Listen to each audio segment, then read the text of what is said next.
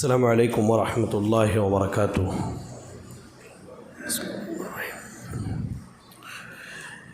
ان الحمد للہ نحمده ونستعینه ونستغفره ونعوذ باللہ من شرور انفسنا ومن سیئات اعمالنا من يهده الله فلا مضل له ومن يضلله فلا هادي له وأشهد أن لا إله إلا الله وحده لا شريك له وأشهد أن محمدًا عبده ورسوله أما بعد۔ قابل قدر بزرگ حضرات، نوجوان ساتھیوں، عزیز بچوں اور میری اسلامی ماؤں اور بہنوں، تمام تعریفیں اللہ رب العالمین کے لیے ہیں،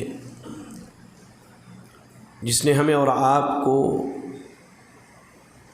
آج اس کے گھروں میں سے ایک گھر میں اکٹھا ہو کر کچھ پڑھنے پڑھانے اور سیکھنے سکھانے کی توفیق دی۔ بعدہ درود و سلام ہم سب کے امام اعظم، امام کائنات، امام الانبیاء جناب محمد الرسول اللہ صلی اللہ علیہ وسلم پر، جنہیں اللہ تعالیٰ نے دنیا والوں کے لیے ہادی، رہبر اور رحمت بنا کے مبعوث فرمایا۔ اللہم صلی علی محمد وعلی آل محمد کما صلیت علی ابراہیم وعلی آل ابراہیم انک حمید مجید۔ اللہم بارک علی محمد وعلی آل محمد کما بارکت علی ابراہیم وعلی آل ابراہیم انک حمید مجید۔ برادران اسلام اور میری اسلامی ماؤں اور بہنوں، ہم سب کے ہاتھوں میں ایک کتاب ہے جس کا عنوان ہے رمضان کے 70 مسائل۔ عام طور سے ہوتا کیا ہے کہ رمضان کے عنوان سے ہم درس یا محاضرہ سماعت کر لیتے ہیں، پھر اس کے بعد وہ چیزیں بھول جاتے ہیں، دوبارہ پوچھنے کی، سمجھنے کی ضرورت پڑتی ہے۔ اس سے بہتر یہ سمجھا گیا کہ کیوں نہ کسی کتاب کا انتخاب کر لیا جائے، اس کے بعد وہ کتاب پڑھی جائے، پڑھائی جائے، تاکہ وہ آپ کے پاس موجود ہو۔ کبھی کوئی مسئلہ پھنسے، کوئی چیز سمجھ میں نہ آئے تو ہم اپنے گھروں پر وہ کتاب دیکھ لیں۔ اچھا، تیسری اہم وجہ یہ ہے کہ اگر سلف کی زندگی کا مطالعہ کریں، صحابہ، تابعین، تبع تابعین اور ان کے بعد ائمہ کا، تو وہ پڑھنے پڑھانے کے ماحول کو بنسبت تقریر کے اور خطابات کے ترجیح دیا کرتے تھے۔ حتیٰ کہ سلف میں سے بعض سے جب سوال کیا گیا کہ آپ اپنے گھر میں اتنا لمبا وقت کیوں گزارتے ہیں، کہا کہ میں اپنے گھر میں اللہ کے رسول صلی اللہ علیہ وسلم اور صحابہ سے باتیں کرتا ہوں۔ کہا کیسے؟ کہا کتابوں کو پڑھ کے، اس میں اللہ کے نبی صلی اللہ علیہ وسلم کے اقوال ہیں، اس میں صحابہ کے اقوال ہیں، یہ ساری چیزیں موجود ہیں جو مجھے ان سے بات کرنے کا طریقہ سکھلاتی ہیں، ان سے میں بات کرتا ہوں۔ بہرحال اس لیے کتاب کو پڑھانے کا جو ہے فیصلہ لیا گیا۔ بہرحال کتاب میں دیکھیں، سب سے پہلے مقدمہ، صفحہ نمبر 3، پیج نمبر 3، یہاں سے ہم شروع کریں گے، ٹھیک ہے جی۔ کہا اللہ نے اپنے بندوں پر احسان کیا کہ ان کے لیے نیکیوں کے موسم بنائے، جن میں نیکیاں دو بالا ہوتی ہیں، گناہ مٹا دیے جاتے ہیں، درجات بلند ہوتے ہیں، اور مومنوں کے دل اپنے رب کی طرف متوجہ ہوتے ہیں۔ جو اپنے نفس کو پاک کرتا ہے وہ کامیابی سے ہمکنار ہوتا ہے، اور جو اسے خاک میں ملا دے وہ نامراد ہوتا ہے۔ اللہ تعالیٰ نے مخلوق کو اپنی عبادت کے لیے پیدا کیا ہے۔ جی ہاں، اب دیکھیے ذرا، اللہ نے ہم پر جو نعمتیں کی ہیں ان میں ایک بڑی نعمت اللہ نے ہم پر یہ کی کہ گاہے بگاہے ایسے موقع فراہم کیے کہ جہاں کم وقت میں بہت زیادہ نیکیوں کو اکٹھا کیا جا سکتا ہے۔ اب مثال کے طور پہ لیلۃ القدر کی مثال لیجئے. کس کی مثال؟ لیلۃ القدر. ایک رات کی عبادت کتنی ہے؟ 1000 مہینوں سے زیادہ. 83 سال 4 مہینے اور کچھ دن ہوتے ہیں. تو اللہ نے ایسے موقع دیے ہیں. ذی الحجہ کے 10 دن اللہ نے ان 10 دن اور راتوں کی قسم کھائی ہے. ان 10 راتوں کی اللہ نے قسم کھائی ہے. تو اللہ نے گاہے بگاہے ایسا موقع دیا ہے ہمیں کہ ہم اپنے ایمان کو ریچارج کر لیں، اپنے نیکیوں میں بڑھوتری کر لیں. اور اللہ نے اسی عبادت کے لیے ہی تو ہمیں پیدا کیا. کیا کہا؟ سورۃ الذاریات آیت نمبر 56 اللہ نے کہا وَمَا خَلَقْتُ الْجِنَّ وَالْإِنسَ إِلَّا لِيَعْبُدُونَ. ہم نے جنوں اور انسانوں کو اپنی عبادت کے لیے پیدا کیا. کہتے ہیں روزہ عظیم عبادتوں میں سے ہے جسے اللہ نے اپنے بندوں پر فرض کیا ہے. جی ہاں میرے بھائیوں، جس طرح ہمارے لیے نماز فرض ہے، زکوٰۃ کی ادائیگی نصاب تک مال پہنچنے کے بعد فرض ہے، مال ہونے کے بعد حج فرض ہے، جیسے دیگر اسلامی احکامات فرض ہے، ویسے ہی کچھ شرطیں ہیں، کچھ قاعدے ہیں، اصول ہیں جو آگے آئیں گے. اگر وہ پوری ہو جائیں تو ہمارے اوپر رمضان کے روزے فرض ہو جاتے ہیں. دلیل کے طور پہ سورۃ البقرہ کی آیت نمبر 183 اللہ نے کہا یا ایھا الذین آمنوا کتب علیکم الصیام کما کتب علی الذین من قبلکم لعلکم تتقون. اللہ نے کہا اے ایمان والو، تمہارے اوپر روزہ فرض کیا گیا ہے جیسے تم سے پہلے لوگوں پر فرض کیا گیا تاکہ تم تقوی اختیار کرو. مزید اللہ نے صرف روزہ فرض نہیں کیا بلکہ لوگوں کو رغبت دلائی ہے، شوق دلایا ہے کہ وہ روزہ رکھے. دیکھیں کیا کہا صفحہ نمبر 4 میں، کہا وَأَن تَصُومُوا خَيْرٌ لَكُمْ إِن كُنتُمْ تَعْلَمُونَ. سورہ بقرہ کی آیت نمبر 184 کہا تمہارے حق میں روزہ رکھنا بہتر ہے اگر تم سمجھتے ہو. یعنی انسان کے حق میں روزہ رکھنا کیا ہے؟ بہتر ہے اگر انسان سمجھ جائے. اس کے بعد اللہ نے صرف رغبت ہی نہیں دلائی کہ روزہ رکھنا ہے، بلکہ کہا کہ اس کی فرضیت پر اللہ کا شکر بھی ادا کیا جائے. کیوں؟ ہر عبادت پر اللہ کا شکر ہونا چاہیے. میں کہتا ہوں ہم عبادت کر کے دین اسلام کو فائدہ نہیں پہنچاتے یا اللہ تعالیٰ کو فائدہ نہیں پہنچاتے. عبادت سے ہمارا ذاتی فائدہ ہے. اسلام کا کیا فائدہ ہے؟ اگر سارے لوگ کافر ہو جائیں پھر بھی اللہ کی شان میں کوئی بڑھوتری ہونے والی نہیں ہے. سارے لوگ اگر اسلام میں داخل ہو جائیں، سب مسلمان ہو جائیں، پھر بھی اللہ کے شان میں بڑھوتری نہیں ہوگی. اور سارے کافر ہو جائیں تو اللہ کے شان میں کمی نہیں ہوگی. عبادتیں ہم اس لیے کرتے ہیں کہ اس میں ہمارا فائدہ ہے. اسی لیے اللہ نے کہا کہ رمضان کے جب روزے تمہارے اوپر فرض کیے گئے ہیں تو اللہ کا شکر ادا کرو. کیا کہا؟ سورہ بقرہ آیت نمبر 185 میں کہا وَلِتُكَبِّرُوا اللَّهَ عَلَى مَا هَدَاكُمْ وَلَعَلَّكُمْ تَشْكُرُونَ. کہا اور تاکہ اللہ کی دی ہوئی ہدایت پر اس کی بڑائیاں بیان کرو اور اس کا شکر ادا کرو. جی ہاں، اللہ نے جو ہمیں رمضان کی ہدایت دی، اللہ نے جو یہ موقع دیا، اس پر اللہ رب العالمین کا جتنا شکر ادا کیا جائے کم ہے. جتنا شکر ادا کیا جائے کم ہے. آپ کو ایک حدیث سناؤں، بڑی پیاری حدیث ہے. 2 آدمی ایک ساتھ مسلمان ہوتے ہیں اللہ کے نبی صلی اللہ علیہ وسلم کے پاس. 2 لوگوں نے ایک ساتھ اسلام قبول کیا. کچھ دن کے بعد میدان جنگ میں ان میں سے ایک آدمی شہید ہو گیا.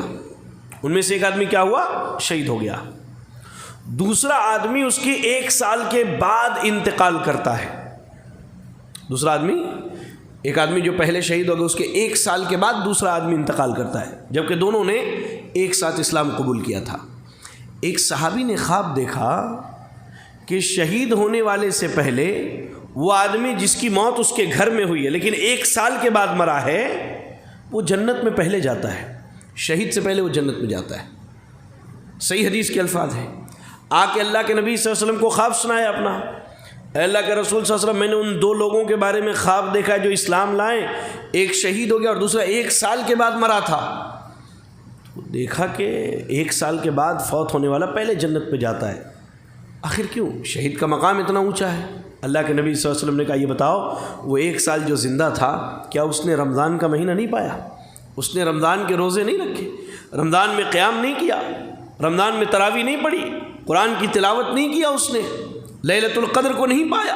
تو آپ دیکھیں رمضان کتنی بڑی نعمت ہے کہ شہید سے پہلے رمضان کے مہینے کو پا کے عبادت کرنے والا جنت کے اندر داخل ہوتا ہے. اس لیے اس نعمت پر اللہ رب العالمین کی جتنی شکر گزاری کی جائے کم ہے میرے بھائیوں۔ چلے کتاب میں دیکھیں، اللہ تعالیٰ نے اپنے محبوب بندوں کے نزدیک محبوب اور ان پر آسان کر دیا ہے تاکہ عادتوں کا ترک کرنا اور مانوس چیزوں سے کنارہ کش ہونا نفس پر گرا نہ گزرے۔ جی ہاں، پہلے تو اللہ نے کہا ایام معدودات، رمضان کے روزے چند دن کے ہیں، وہ شروع ہوتا ہے اور رمضان فوراً ختم ہو جاتا ہے۔ ہم میں سے جو عبادت کے شوقین ہیں، اللہ ہم سب کے دلوں کو عبادت کا شوقین بنا دے، آمین۔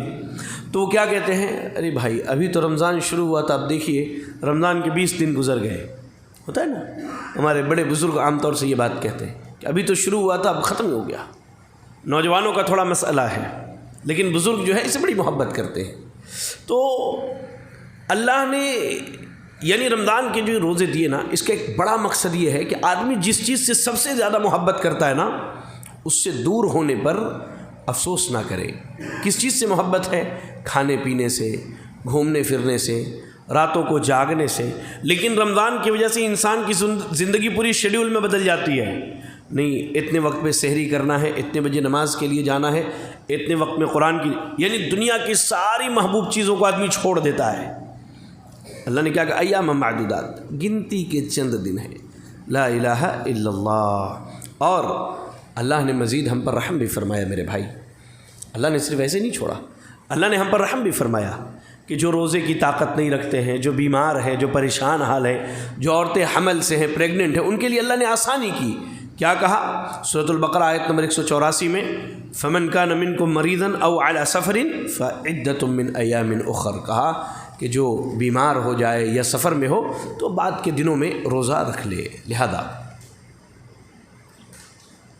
جی ہاں، کچھ عجیب نہیں کہ مومنوں کے دل اللہ کے اس کے خوف سے اور ثواب و فلاح کی امید کرتے ہوئے اس مبارک مہینے میں اپنے رب رحیم کی طرف لپکے۔ جی ہاں، جب اللہ نے اتنی بڑی نعمت دی ہے تو ہمارے دلوں کے اندر بھی شوق ہونا چاہیے کہ ہم اللہ کی عبادت کی طرف بڑھیں، رمضان میں خوب اللہ کی عبادت کریں، اس لیے کہ اس عبادت کی شان بڑی عظیم ہے۔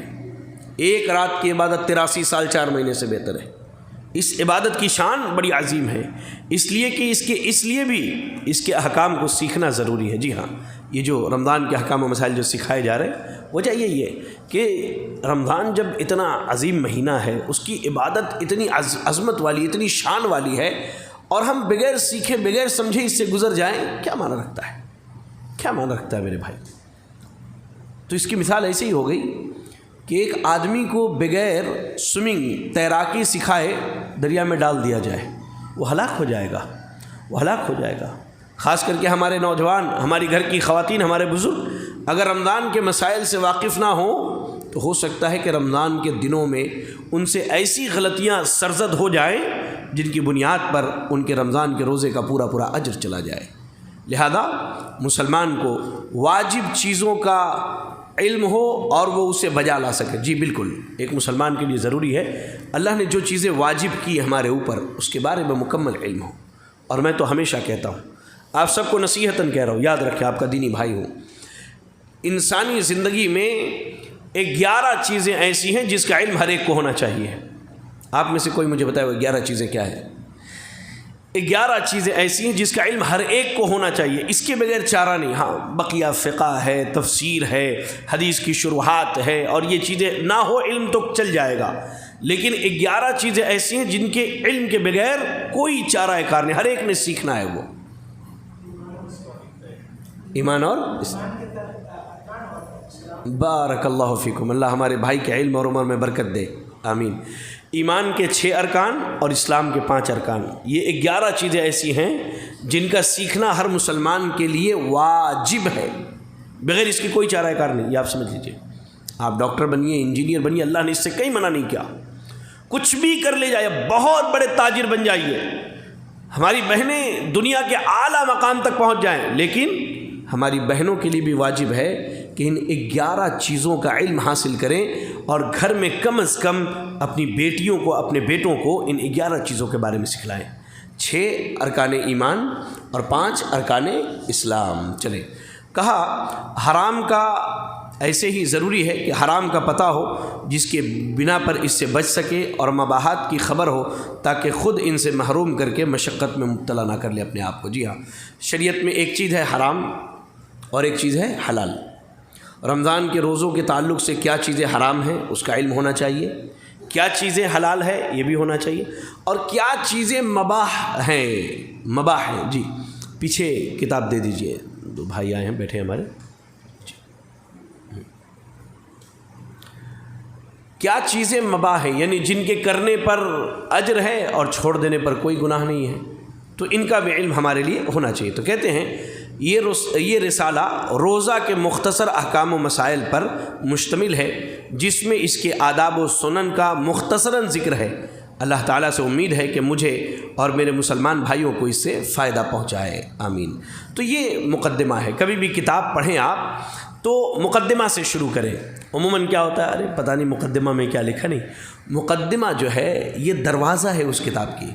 آپ اگر مقدمہ سمجھ جائیں گے تو آپ کو یہ بات سمجھ میں آ جائے گی کہ آگے چل کے اس کتاب کے اندر کن چیزوں کا اور کن باتوں کا تذکرہ ہے۔ چلے اب چلتے ہیں صفحہ نمبر 6 پر، پیج نمبر 6۔ جی ہاں بالکل، روزہ کی تعریف۔ سب سے پہلے جان لیں روزہ جو ہے یہ ہم اردو زبان میں استعمال کرتے ہیں۔ اصل میں یہ لفظ کیا ہے؟ صوم۔ کیا ہے؟ صوم یا صیام۔ صوم یا صیام۔ صوم کے معنی ہے روزہ۔ کسی بھی لفظ کو سمجھنے کے لیے دو چیزوں کی ضرورت ہوتی ہے۔ کتنی چیزوں کی؟ ایک عام ڈکشنری، عام لغت جس کو کہتے ہیں، یا عام زبان، عام لغت یا عام ڈکشنری، جنرل ڈکشنری میں اس کا معنی کیا ہے، اور دوسرا شریعت میں اس کا کیا معنی ہے۔ یہ چیز اہم ہے، یہ سمجھ لیجیے آپ۔ اب جیسے لفظ صلاۃ کا ترجمہ ہم کیا کرتے ہیں؟ نماز۔ عام معنی دیکھیے گا تو اس کے معنی ہوتے ہیں دعا۔ کیا ہوتے ہیں؟ دعا۔ اور بھی کئی معنی ہیں اس کے۔ اس لیے عربی زبان میں کسی بھی لفظ کو سمجھنے کے لیے دو چیزوں کا دھیان دیا جاتا ہے۔ ایک عام ڈکشنری میں اس کا کیا معنی ہے، اور دوسرا شریعت نے اس کا کیا معنی طے کیا ہے۔ کہتے ہیں کہ عام ڈکشنری میں روزہ کے معنی ہیں رکنے کے، رک جانا۔ عربی میں کہتے ہیں الامساک، رک جانا، کسی بھی چیز سے رک جانا، بات کرنے سے رک جانا، یہ بھی عربی میں روزہ ہی کہلائے گا۔ اردو زبان میں سیدہ مریم کا واقعہ ہے نا، جب بیٹے کی پیدائش ہو گئی تو لوگوں نے کہا کہ بھائی یہ کیا مسئلہ ہے، تو کیا کہا انہوں نے؟ انی نذرت للرحمن صوما فلن اکلم اليوم انسیا، میں نے رحمان کے لیے رکے رہنے کا فیصلہ کیا ہے اور میں کسی انسان سے بات نہیں کر سکتی، یعنی میں نے اللہ کے لیے بات کرنے سے اپنے آپ کو روک دیا ہے۔ تو عربی زبان میں الصوم کا عام معنی ہوتا ہے رکے رہنا۔ کیا کرنا؟ رکے رہنا۔ لیکن شریعت کی اصطلاح میں، شریعت میں اس کا کیا معنی ہے؟ کہتے ہیں کہ طلوع فجر سے غروب آفتاب تک روزہ توڑنے والی چیزوں سے نیت و ارادے کے ساتھ بچے رہنا یا رکے رہنا۔ کب سے کب تک؟ جب فجر طلوع ہو، جب فجر طلوع ہو اس وقت سے لے کر جب تک سورج ڈوب نہیں جاتا اس وقت تک ان تمام چیزوں سے رکے رہنا جس سے روزہ ٹوٹ جاتا ہے۔ اب روزہ کس سے ٹوٹتا ہے یہ بات آگے آئے گی انشاءاللہ، یہ بات کیا ہے آگے آئے گی۔ تو سورج کے فجر کے طلوع ہونے سے سورج کے غروب ہونے تک ان تمام چیزوں سے رک جانا جس سے روزہ ٹوٹ جاتا ہے، لیکن کس چیز کے ساتھ؟ نیت اور ارادے کے ساتھ۔ نیت کیا ہونی چاہیے؟ کہ میں نے اللہ کے لیے روزہ رکھا ہے۔ نیت کیا ہونی چاہیے؟ میں نے اللہ کے لیے روزہ رکھنا ہے۔ خالی بھوکے پیاسے رہنے کا نام روزہ نہیں ہے، خاص کر کے یہ فرض روزے میں۔ نفل روزوں میں اگر نیت نہ بھی کی جائے رات کے وقت تو چل جاتا ہے، فرض روزے میں رات کو نیت ضروری ہے، وہ تفصیل بھی آگے آئے گی۔ چلیں بات سمجھ میں آئی؟ روزہ کا معنی کیا ہوتا ہے؟ عام ڈکشنری میں رکے رہنا، شریعت میں کہتے ہیں طلوع فجر، فجر کے طلوع ہونے سے سورج کے ڈوبنے تک روزے کو توڑنے والی چیزوں سے اپنے آپ کو روکے رکھنا، بچا کے رکھنا نیت اور ارادے کے ساتھ۔ اب آگے آتے ہیں، روزہ کا حکم کیا ہے؟ چلے بھائی، روزہ ہے، روزے کا کیا حکم ہے؟ کہتے ہیں اس بات پر امت کا اجماع ہے کہ ماہ رمضان کے روزے فرض ہیں۔ اچھا، یہ اجماع کیا ہوتا ہے؟ کسی کو معلوم ہے؟ اجماع کیا ہوتا ہے؟ کسی کو معلوم ہے؟ کسی چیز پر سارے لوگوں کا اتفاق ہو جانا، جی، سارے جماعت کا۔ اور کچھ؟ اللہ جزائے خیر دے ہمارے صاحب بھائی کو۔ سنیں، اجماع پہلے تو جان لے دو طرح سے ہوتا ہے۔ کتنی طرح سے؟ ایک بول کے اور دوسرا خاموش رہ کے۔ بول کے اجماع کب ہوتا ہے؟ کسی مسئلے پر کسی شرعی دلیل کی روشنی میں اس دور کے تمام علماء کا اتفاق کر لینا اجماع کہلاتا ہے، اور یہ شرعی دلیل ہے۔ کسی بھی شرعی مسئلے پر دلیل کی بنیاد پر اس دور کے تمام علماء کا اکٹھا ہو جانا اجماع کہلاتا ہے۔ یہ تو بول کے ہو گیا، ہاں بھائی ہم اس کے قائل ہیں، یہ چیز علماء کہہ دے کہ ہاں یہ صحیح ہے، صحیح ہے، صحیح ہے، صحیح ہے، یا لکھ کر کے دے دیں صحیح ہے۔ 80% لوگ متفق ہو گئے اور 20% لوگ خاموش رہ گئے، تو ان کی خاموشی بھی اجماع میں شمار کی جائے گی۔ اس کو اجماع سکوتی کہتے ہیں، خاموشی سے اجماع کر لینا۔ بہرحال تو کہا کہ امت کے علماء کا اس بات پر اتفاق ہے کہ رمضان کے روزے فرض ہیں۔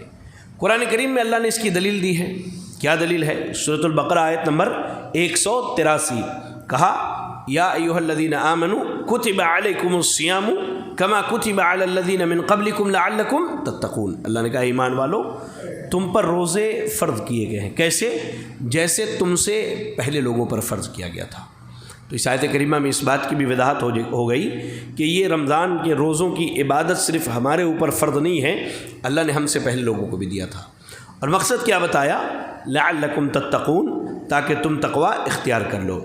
اور اس کی دلیل سنت سے کیا ہے کہ رمضان کے روزے فرض ہیں یا واجب ہیں؟ اس کی دلیل سنت سے کیا ہے؟ کہا صحیح بخاری کی روایت ہے، بنی الاسلام علی خمس شہادت ان لا الہ الا اللہ وانی رسول اللہ وتقیم الصلاۃ وتؤتی الزکاۃ وتصوم رمضان وتحج البیت ان استطعت الیہ سبیلا۔ عبداللہ ابن عمر رضی اللہ تعالیٰ عنہ حدیث کے راوی ہیں، اللہ کے نبی صلی اللہ علیہ وسلم نے فرمایا کہ اسلام کی بنیاد 5 چیزوں پر ہے۔ حدیث جبریل پڑھیں آپ، جبریل علیہ السلام اللہ کے نبی صلی اللہ علیہ وسلم کے پاس آئیں، انسانی شکل میں سوالات کیے، اس میں اسلام کے بارے میں پوچھا اسلام کیا ہے، تو آپ نے بتایا کہ اسلام 5 چیزوں کا نام ہے۔ اس بات کی گواہی دینا کہ اللہ کے علاوہ کوئی معبود برحق نہیں، محمد صلی اللہ علیہ وسلم اللہ کے بندے اور رسول ہیں، نماز قائم کرنا، زکوٰۃ دینا، رمضان کے روزے رکھنا اور بیت اللہ کا حج کرنا، یہ 5 چیزیں اسلام کے ارکان ہیں۔ لہذا پتہ یہ چلا کہ روزہ بھی اسلام کے ارکان میں سے ایک رکن ہے۔ چلیں آگے کہتے ہیں، جس نے بغیر عذر رمضان کے کچھ روزے چھوڑ دیے اس نے بڑے جرم کا ارتکاب کیا۔ جی ہاں، بغیر کسی عذر کے معنی ہوتے ہیں سبب، وجہ۔ بغیر کسی عذر اور سبب کے کوئی رمضان کے کچھ روزے جان بوجھ کر چھوڑ دے تو ایسا آدمی کیا ہے؟ یہ آدمی گنہگار ہے، بہت بڑا مجرم ہے۔ نبی صلی اللہ علیہ وسلم نے ایک خواب کے متعلق بیان فرمایا، کہا میں پہاڑوں کے درمیان تھا کہ اچانک بڑے زور کی آوازیں آنے لگی۔ اللہ کے نبی صلی اللہ علیہ وسلم نے کیا کہا کہ میں خواب دیکھ رہا ہوں کہ میں پہاڑوں کے درمیان ہوں اور اچانک بہت زور سے آواز آنے لگی، تو میں نے پوچھا یہ کیسی آواز ہے؟ تو بتایا گیا یہ جہنمیوں کی چیخیں ہیں۔ پھر مجھے لے چلے تو میرا گزر ایسے لوگوں کے پاس سے ہوا جو الٹے لٹکائے ہوئے تھے۔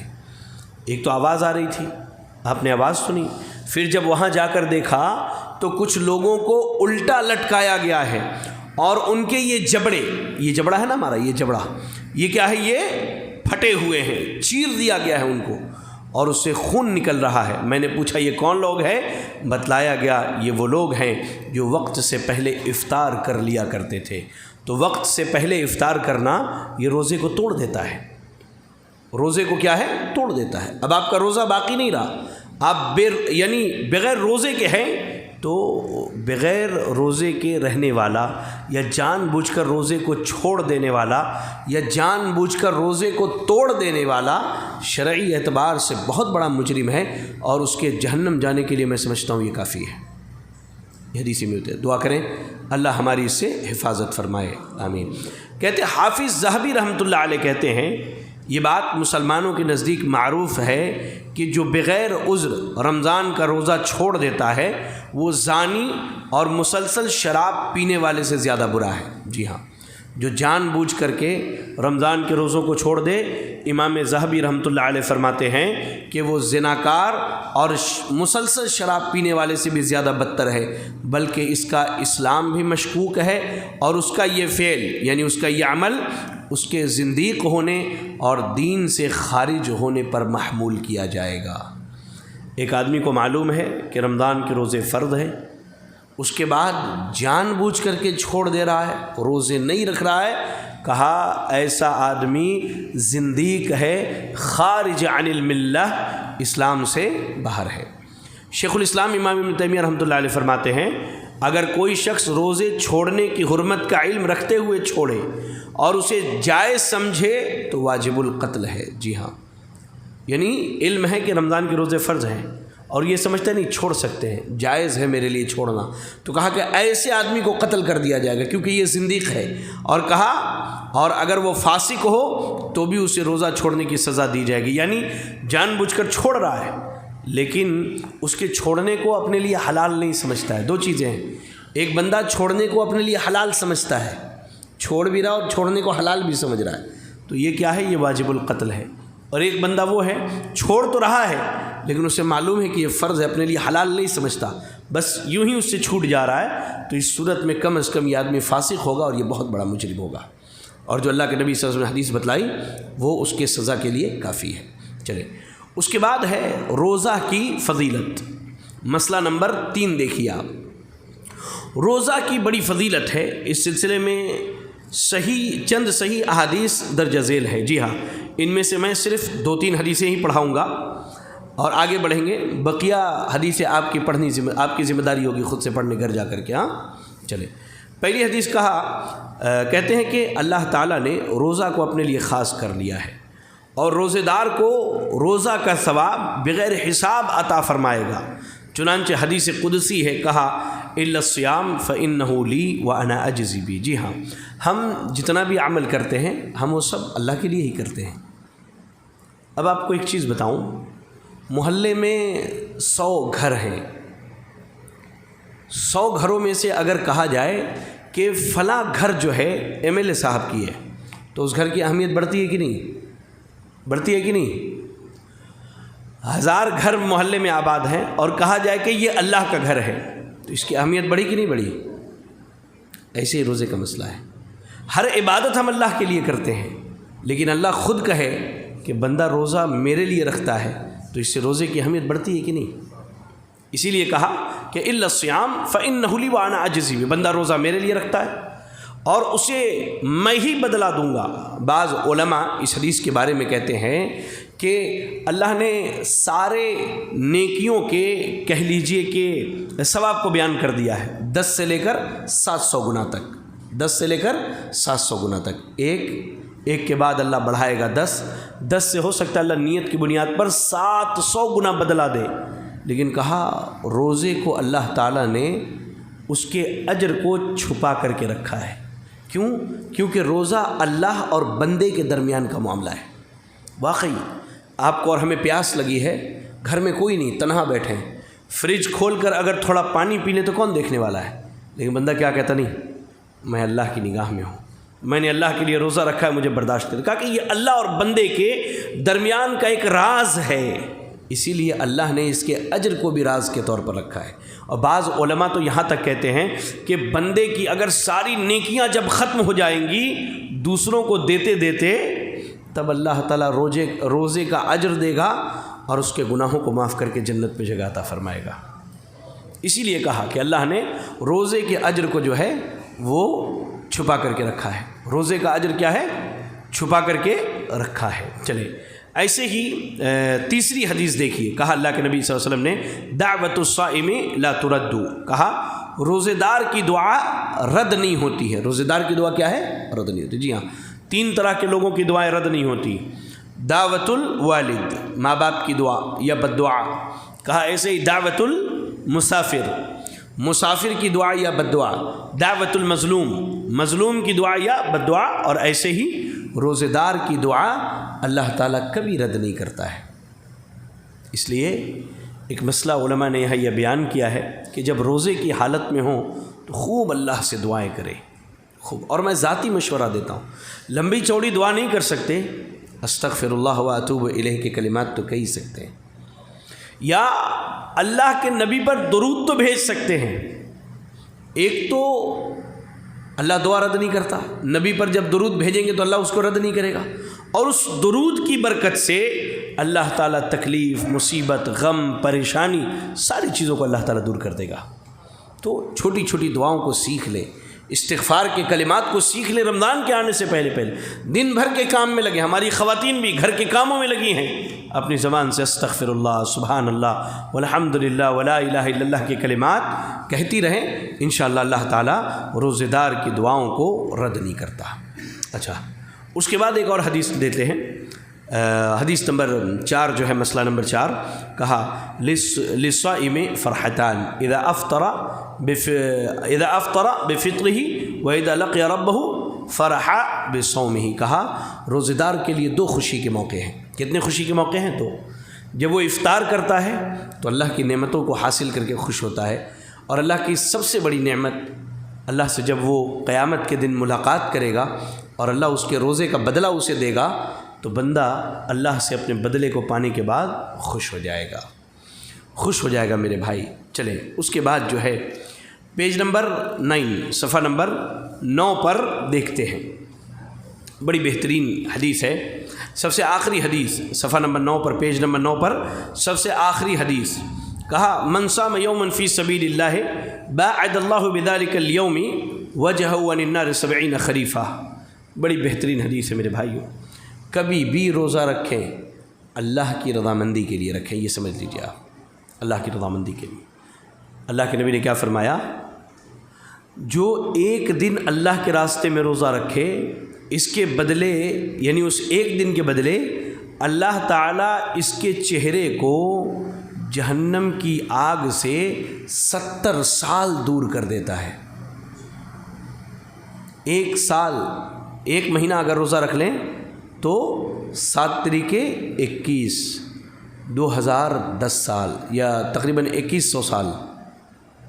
زندگی میں اگر اللہ نے 30 سال موقع دیا روزہ رکھنے کا، تو سوچئے اگر اللہ کے لیے روزہ رکھا ہو تو کتنا بڑا اجر ہے میرے بھائی۔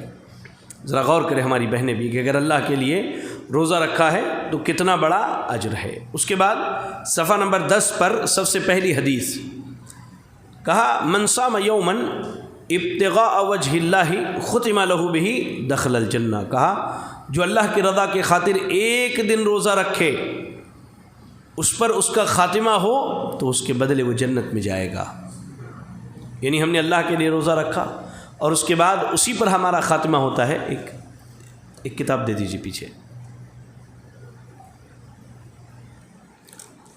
صفحہ نمبر 10، کہا کہ جو اللہ کی رضا کے خاطر ایک دن روزہ رکھے اور اسی پر اس کا خاتمہ ہو تو اللہ تعالیٰ اس کے بدلے جنت دیتا ہے۔ اس کا ہرگز یہ مطلب مت سمجھیے گا کہ آج ہم نے اللہ کے لیے روزہ رکھا اور آج ہی موت ہو گئی تب جنت، نہیں۔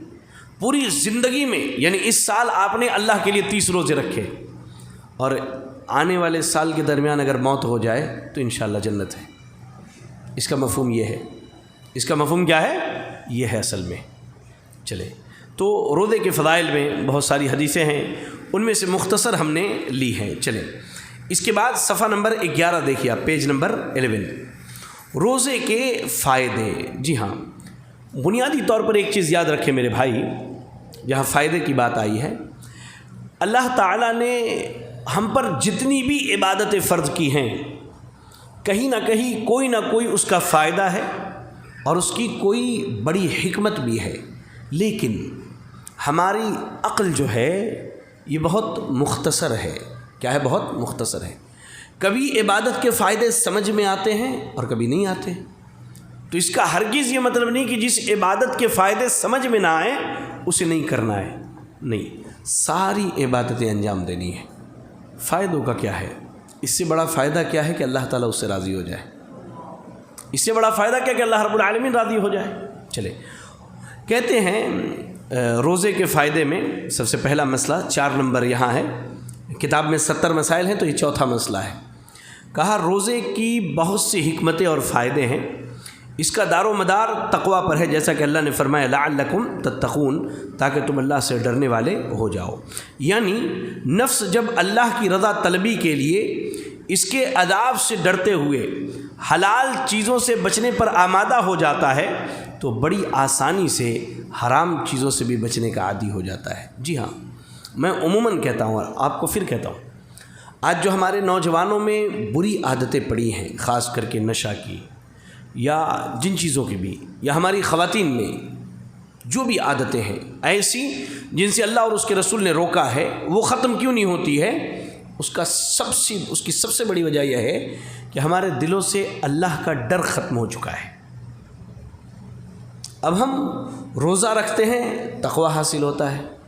اب دیکھیے، خود پچھلی بار جب میں آیا تھا تو کسی بھائی نے سوال بھی کیا تھا کہ رمضان میں عبادت کا معاملہ بہت مضبوط رہتا ہے، لیکن رمضان ختم ہوتے ہی کیا ہو جاتا ہے؟ عبادت میں سستی، کاہلی شروع ہو جاتی ہے۔ تو اس کی وجہ کیا ہے کہ ایمان گھٹتا اور بڑھتا ہے۔ رمضان کے دنوں میں ہم فل ریچارج رہتے ہیں ایک دم، تو ہمارا ایمان بڑا مضبوط ہوتا ہے، شیطان ہم پر وار نہیں کر پاتا ہے، شیطان ہمارے ایمان سے نہیں کھیل پاتا ہے۔ لیکن رمضان ختم ہوتے ہی شیطان بھی آزاد ہو جاتا ہے اور ہم بھی آزاد ہو جاتے ہیں، اس کے بعد وہ جیسا چاہتا ہمارے ساتھ کھیلتا ہے۔ لیکن جو شیڈیول ہمارا رمضان کا تھا وہی عام دنوں کا بھی بنا کے رکھیے تو دیکھیے آپ انشاءاللہ آپ کو محسوس ہوگا کہ ایمان میں بڑھوتری ہو رہی ہے۔ تو روزے کا ایک سب سے بڑا فائدہ یہ ہے کہ آدمی اللہ کے ڈر سے حلال چیزوں کو چھوڑ دیتا ہے۔ کھانا اس کے لیے حلال ہے، پانی پینا حلال ہے، بیوی سے ملنا حلال ہے، لیکن اللہ کے ڈر سے روزے کی حالت میں یہ چھوڑ دیتا ہے تو حرام چیزوں کو کیسے نہیں چھوڑ سکتا؟ لیکن شرط کیا ہے؟ اللہ کا ڈر اور خوف ہونا چاہیے۔ کہا نیز انسان کا پیٹ جب بھوکا ہوتا ہے تو اس کے بہت سے حواس بھی ختم ہو جاتی ہے۔ جی ہاں، آدمی جب بھوکا ہو تو اسے صرف بھوک مٹانے کی خواہش ہوتی ہے، اسے دنیا کی رنگینی نظر نہیں آتی۔ لیکن کہا اور جب پیٹ بھر جاتا ہے تو اس کی زبان، اس کی آنکھ، اس کا ہاتھ اور اس کی شرمگاہ بھوک محسوس کرنے لگتے ہیں۔ واقعی جب پیٹ کی آگ بجھ جاتی ہے تو انسان کیا ہے؟ پھر برائی کے راستوں کو اختیار کر لیتا ہے۔ اس طرح روزہ شیطان کو بھگانے، شہوت کو دبانے اور اعضاء کی حفاظت کا ذریعہ ہے۔ جی ہاں، روزہ ایک ذریعہ ہے کہ شیطان انسان سے دور ہو جاتا ہے۔ کیوں؟ انسان جتنا زیادہ اللہ کا فرما بردار ہوگا وہ اللہ کے اتنے قریب ہوگا اور شیطان سے اتنا ہی دور ہوگا، اور انسان جتنا زیادہ اللہ کا نافرمان ہوگا وہ اللہ سے دور ہوگا، شیطان کے قریب ہوگا۔ تو روزے کے ذریعہ کیا ہے؟ انسان شیطان کو جو ہے اپنے سے دور بھگا لیتا ہے، اپنی نفسانی خواہشات کو دبا دیتا ہے، چاہتے ہوئے بھی کھانا نہیں کھاتا ہے، چاہتے ہوئے بھی پانی نہیں پیتا، چاہ کر کے بھی بیوی سے نہیں ملتا ہے، اور ایسے ہی اپنے اعضاء کی حفاظت کر لیتا ہے۔ روزے کی حالت میں رہتا ہے، اپنی نگاہوں کو اکثر نیچے رکھنے کی کوشش کرتا ہے، اپنی زبان سے غیبت اور چغلی نکالنے سے اپنے آپ کو بچاتا ہے، لڑائی جھگڑوں سے اپنے آپ کو محفوظ رکھتا ہے۔ چلے، ایسے ہی کہا روزے دار جب بھوک کی تکلیف سہتا ہے تو فقیروں کی تکلیف کا احساس کرتا ہے۔ جی ہاں، ایک بڑی حکمت یہ ہے کہ اور ہونا بھی چاہیے، یہ احساس دل میں ہونا چاہیے کہ آج جو ہے ہم روزے کی حالت میں ہیں، ٹھیک ہے، تو روزے کی حالت میں بھوکے ہیں، سامنے والا سال بھر بھوکا رہتا ہے، سوچیے اس کے اوپر کیا گزرتی ہوگی۔ تو یہ احساس جو ہے انسان کے اندر پیدا ہونی چاہیے۔ اس کے بعد انسان رحم بھی کرتا ہے اور ان کی بھوک کو دور کرنے کی کوشش بھی کرتا ہے۔ کہا شنیدہ کے بعد مانند دیدہ، بالکل سنا ہوا جو ہے یہ دیکھے ہوئے کی طرح ہوتا ہے۔ ہم نے بھوکوں کے بارے میں سنا ہے، لیکن جب خود بھوکے رہ جاتے ہیں تب محسوس ہوتا ہے کہ بھوک کیا چیز ہوتی ہے۔ بات سمجھ میں آئی؟ چلے، ایسے ہی روزہ بیجا خواہشات سے بچنے کی تربیت دیتا ہے، برائیوں سے دور رہنے کی طاقت عطا کرتا ہے۔ ہے کہ نہیں ایسا؟ اور کہا چونکہ اس سے طبیعت قابو میں رہتی ہے اور نفس کو اس کی مانوس چیزوں سے لگام ملتی ہے، یعنی ہمارا نفس جن چیزوں کو پسند کرتا ہے روزہ رکھنے کی وجہ سے ان چیزوں کے قریب بھی نہیں جاتا ہے، نیز اس سے تنظیم حیات اور اوقات کے پابند کی عادت پڑتی ہے۔ جی ہاں، آدمی فجر میں روزانہ نہیں اٹھتا، لیکن رمضان میں سحری کے لیے اٹھتا ہے، فجر کی نماز کے لیے اٹھتا ہے۔ آدمی عصر کی نماز کا پابند نہیں ہے، لیکن اسے معلوم ہے کہ عصر کی نماز پڑھنے اس کے بعد مارکیٹ جا کر کے پھل فروٹس مجھے لے کر کے آنے ہیں۔ تو زندگی جو ہے روزہ یہ بھی سکھلاتا ہے، اس کی بڑی حکمت یہ ہے کہ انسان کی زندگی ترتیب میں گزرنے لگتی ہے، جو رفتار بے ڈھنگی عام دنوں میں ہوتی ہے اس سے آدمی بچ جاتا ہے، بلکہ زندگی کیا ہے مکمل تنظیم کے ساتھ اور کہہ لیجئے کہ شیڈیول کے ساتھ گزرتی ہے۔ اس سے اکثر لوگوں کی بے لگامی کا علاج ہوتا ہے، کاش لوگ اسے سمجھ پاتے۔ ایسے ہی روزہ امت مسلمہ کی وحدت و یگانگت کا مظہر ہے، چنانچہ ساری امت ایک ہی ماہ میں روزہ رکھتی ہے، ایک ہی وقت پہ افطار کرتی ہے، ایک ہی وقت پر سحری کرتی ہے۔ واقعی اس سے اتحاد کا پیغام ملتا ہے کہ پوری دنیا میں بسنے والے مسلمان اسی مہینے میں روزہ رکھتے ہیں۔ سحری کب کھاتے ہیں؟ فجر کے طلوع ہونے سے پہلے۔ افطار کب کرتے ہیں؟ سورج کے غروب ہوتے افطار کر لیتے، جس سے پتہ چلتا ہے کہ آپس کے اتحاد اور آپس کی یکجہتی جو ہے کتنی بڑی نعمت ہے۔ چلیں اس کے بعد آئیے صفحہ نمبر 13 پر، صفحہ نمبر 13، روزہ کے آداب اور سنتیں۔ جی مسئلہ نمبر 5، روزہ کے آداب اور سنتیں۔ روزہ کے آداب اور سنتوں میں بعض چیزیں واجب ہیں جو بالکل کرنا ہے، اور بعض چیزیں کیا ہے کر لیا تو ثواب، نہیں کیا تو کوئی گناہ نہیں۔ بات سمجھ میں آئی؟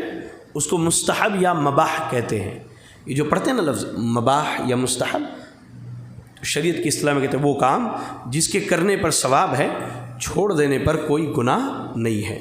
کہا کہ سحری کھانا اور جتنی طاقت ہو آخری وقت میں کھایا جائے۔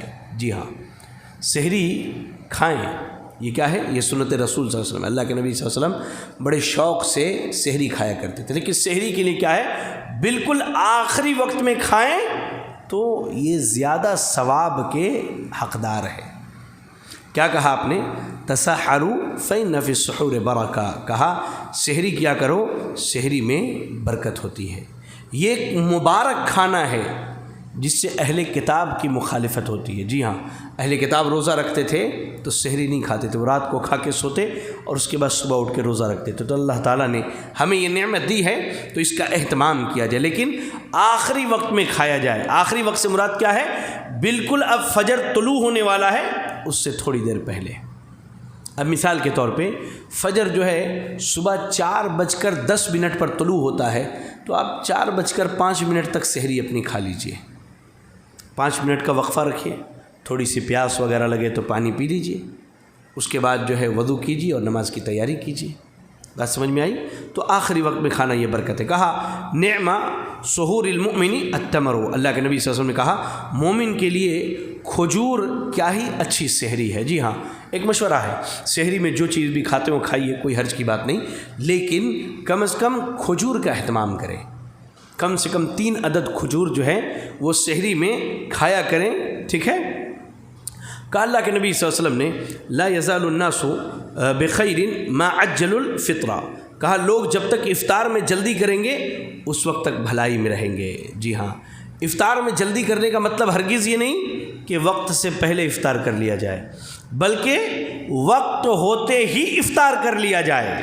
آپ دیکھیں، اس کی مثال دیتا ہوں کہ ہمارے یہاں عموماً کیا ہوتا ہے کہ اذان ہوئی اور الحمدللہ اپنے یہاں لوگ افطار کر لیتے۔ کیوں؟ ہمارے یہاں اذان جو ہے سورج کے ڈوبتے ہی ہو جاتی ہے۔ ہمارے جو حنفی بھائی ہیں، احناف ہیں، ان کے یہاں کیا ہے سورج ڈوبتے ہی اذان نہیں دی جاتی ہے، یا افطار کے لیے لال بتی نہیں جلائی جاتی، اعلان نہیں کیا جاتا۔ کیا ہے ان کے یہاں؟ وہ کہتے ہیں کہ ہم احتیاط کرتے ہیں، 5 منٹ جو ہے احتیاط کرنے کے بعد افطار کیا جاتا ہے۔ ایسے آدمی کا روزہ فاسد ہو جاتا ہے۔ امام نووی رحمۃ اللہ علیہ فرماتے ہیں کہ جو آدمی سورج ڈوبنے کے بعد بھی انتظار کرتا ہے اس کا روزہ فاسد ہو جاتا ہے، اس لیے سورج ڈوبتے ہی رات شروع ہو جاتی ہے، اور اللہ نے رات کو روزہ رکھنے کے لیے نہیں بنایا، دن بنایا اللہ تعالیٰ نے روزہ رکھنے کے لیے۔ اس لیے افطار کرنے میں جلدی کرنے سے کیا مراد ہے؟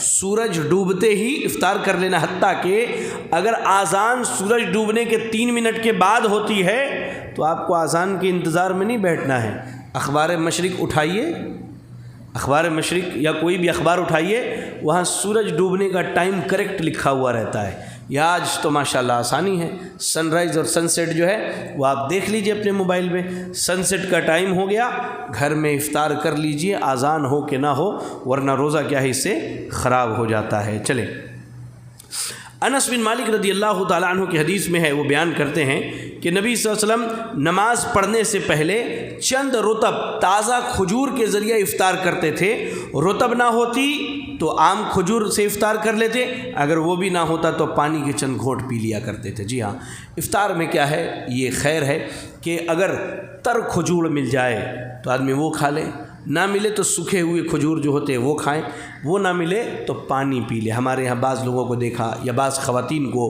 وہ نمک سے افطار کرتی ہیں، بعض لوگ ادرک کا اہتمام کرتے ہیں نا، یہ سنت کی چیزیں ہے ہی نہیں۔ سنت میں خیر ہے، سنت میں برکت ہے، تو کھجور سے افطار کیجئے، آپ کے ہاں جو کھجور میسر ہے اس سے کیجئے۔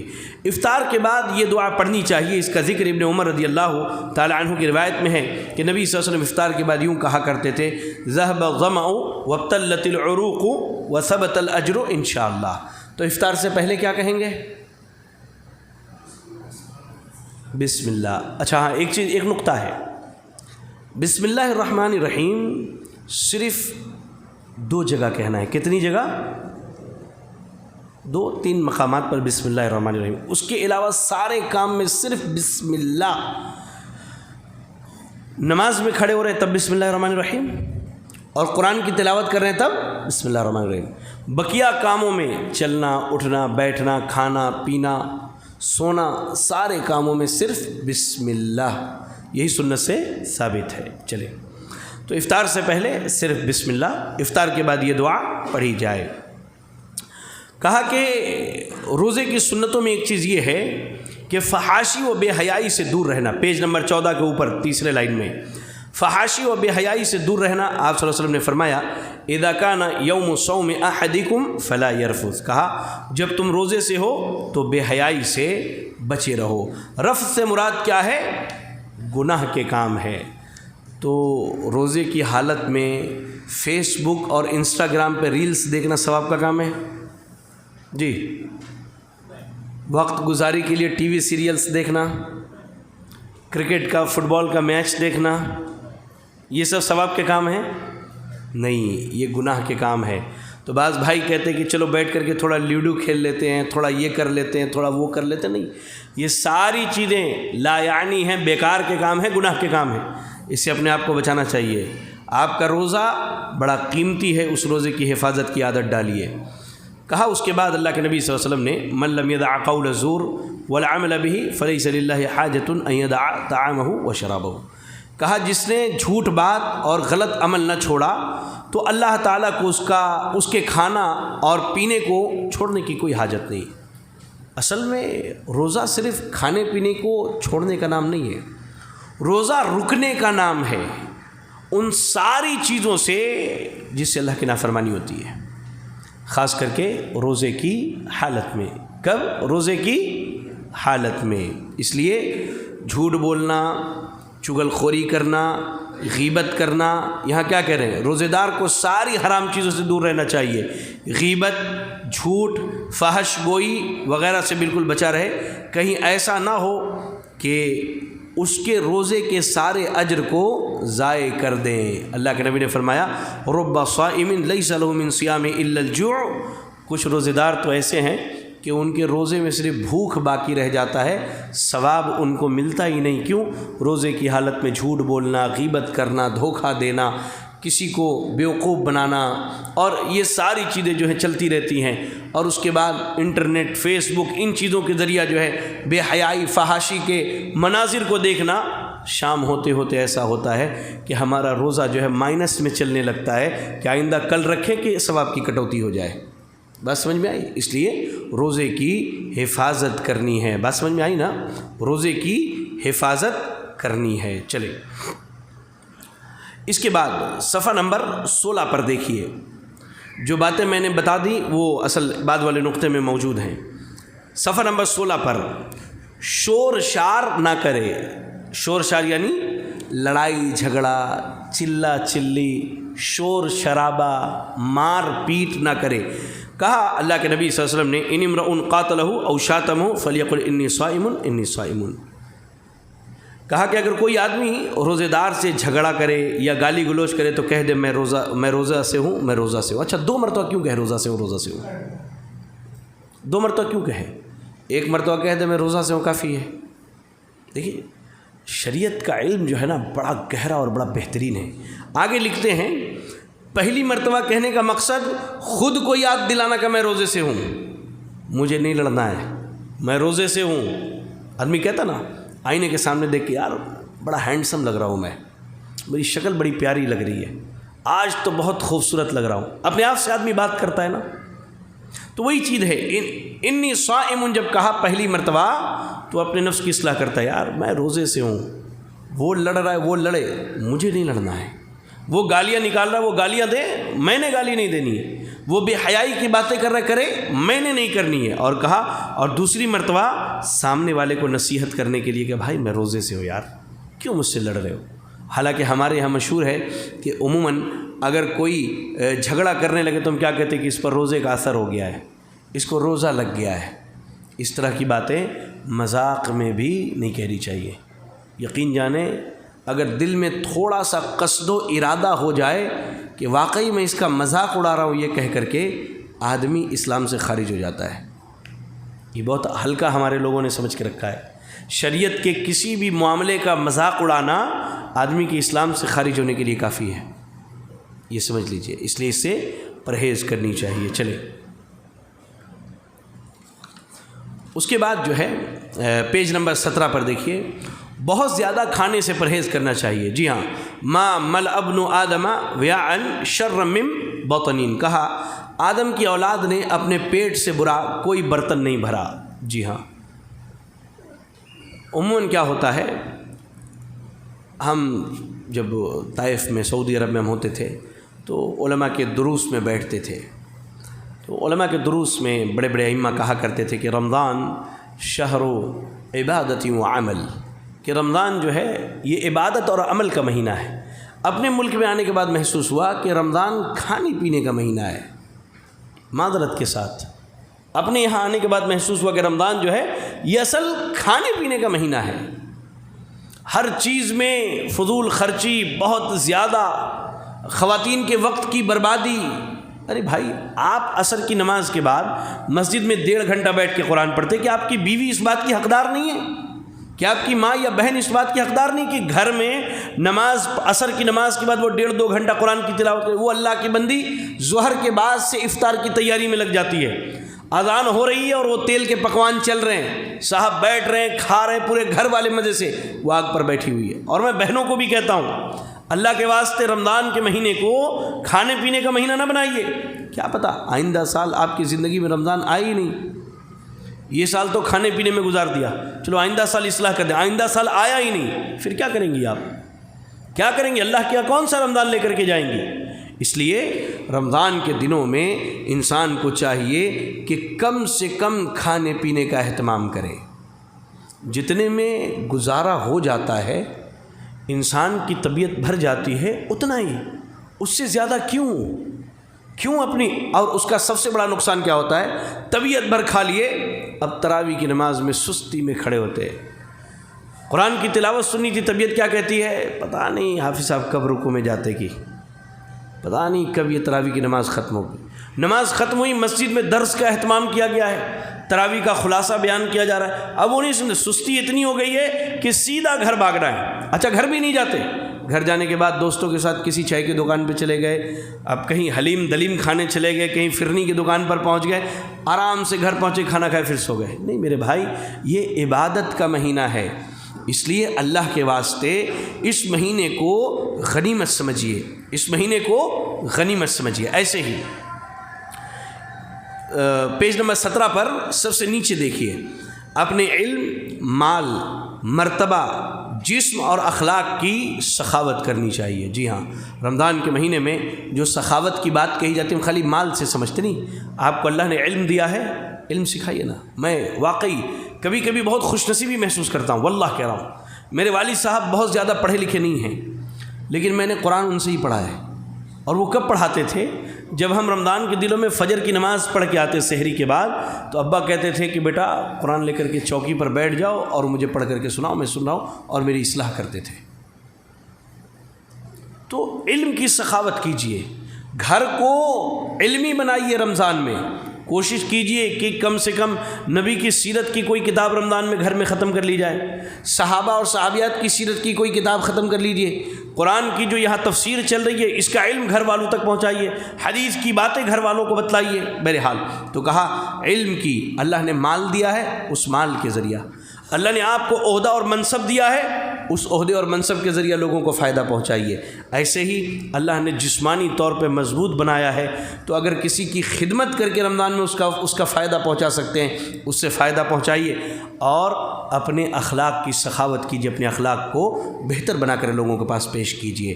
کہا صحیحین میں سے بخاری صحیح مسلم میں عبداللہ ابن عباس رضی اللہ تعالیٰ عنہ کی روایت میں فرماتے اللہ کے نبی نے فرمایا، کان رسول اللہ اجود الناس بالخیر، کان اجود ما یکون فی رمضان حین یلقاہ جبریل وکان یلقاہ فی کل لیلۃ من رمضان فیدارسہ القرآن فلرسول اللہ اجود بالخیر من الريح المرسلۃ۔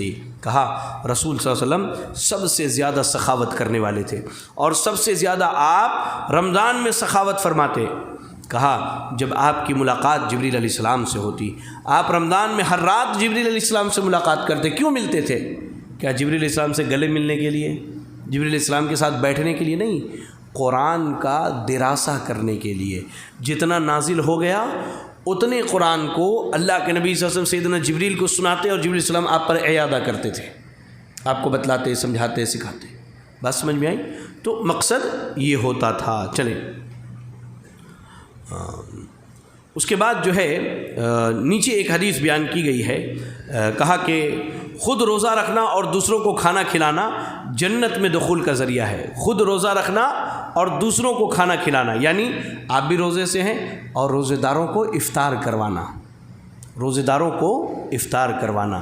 اس تعلق سے دو باتیں بتلا دوں کہ روزے دار کو افطار کروانا اور خود بھی روزہ رکھنا، یہ ہمارے لیے ڈبل ثواب کا ذریعہ ہے۔ ایک تو ہم نے روزہ رکھا، ہم کو ثواب ملا، دوسرا ہم نے روزے دار کو افطار کروایا تو اس کے روزے کا ثواب جتنا اس کو ملے گا اتنا ہی ہم کو بھی ملے گا انشاءاللہ۔ اسی لیے کوشش کیجئے کہ رمضان میں کبھی کدھر اپنے دوست احباب کو اپنے گھروں پر بلا کر کے افطار کروا دیا کیجئے، اپنے رشتہ داروں کو، حافظ صاحب کو، عالم صاحب کو، کوئی متقی پرہیزگار ہے، غریب ہے، محتاج ہے، ان کو اپنے گھروں پر دعوت دیا کیجئے۔ بات سمجھ میں آئی؟ عام دنوں میں ہماری دعوتیں چلتی ہیں، کبھی ڈھابے پر جاتے، کبھی فلاں جگہ، کبھی فلاں جگہ، کبھی امینیہ میں، کبھی ارسلان میں، کبھی رائل میں۔ نہیں، یہ رمضان میں یہ سخاوت کہاں جاتی ہے؟ رمضان میں یہ چیزیں کیجئے نا، ایک تو آپ کو روزے کا بھی اجر ہوگا اور اس کے بھی روزے کا اجر آپ کو ہوگا۔